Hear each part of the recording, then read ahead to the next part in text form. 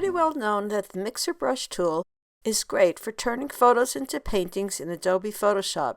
What isn't as well known is how to use all of its settings. I thought we'd look at one today, the Flow slider. With the Mixer Brush tool, the Flow slider controls opacity. It's weaker and therefore more transparent on a lower setting,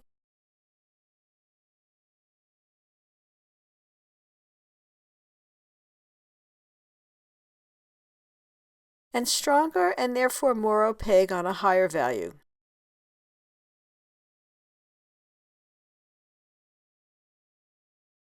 So adjust the Flow slider for various levels of opacity.